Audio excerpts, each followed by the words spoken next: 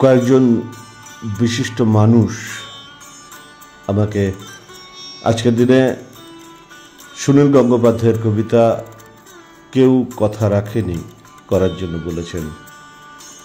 কবিকে শ্রদ্ধাঞ্জলি জানিয়ে চেষ্টা করছি। কেউ কথা রাখেনি, কেউ কথা রাখেনি। ৩৩ বছর কাটলো, কেউ কথা রাখেনি।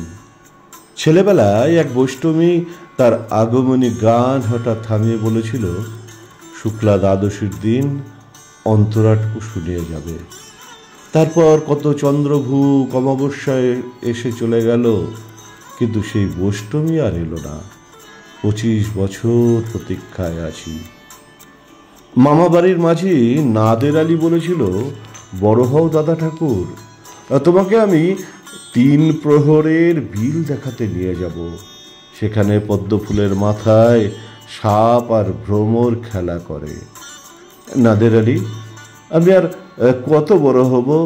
আমার মাথা এই ঘরের ছাদ ফুঁড়ে আকাশ স্পর্শ করলে তারপর তুমি আমায় 3 প্রহরের বিল দেখাবে। একটাও রয়্যাল গুলি কিনতে পারিনি কখনো। লাঠি লজেন্স দেখিয়ে দেখিয়ে চুষেছে লস্কর বাড়ির ছেলেরা। ভিখিরির মতন চৌধুরীদের গেটে দাঁড়িয়ে দেখেছি ভিতরে রাস উৎসব। অবিরল রঙের ধারায় মধ্যে সুবর্ণ কঙ্কন পরা ফর্সা রমণীরা কত রকম আমোদে হেসেছে। আমার দিকে তারা ফিরেও চায়নি। বাবা আমার কাঁধ ছুঁয়ে বলেছিলেন, দেখিস একদিন আমরাও। বাবা এখন অন্ধ, আমাদের দেখা হয়নি কিছুই। সেই রয়্যালগুলি, সেই লাঠি লজেন্স, সেই রাস উৎসব আমায় কেউ ফিরিয়ে দেবে না। বুকের মধ্যে সুগন্ধি রুমাল রেখে বরুণা বলেছিল, যেদিন আমায় সত্যিকারের ভালোবাসবে সেদিন আমার বুকেও এরকম আতরের গন্ধ হবে। ভালোবাসার জন্য আমি হাতের মুঠোয় প্রাণ নিয়েছি।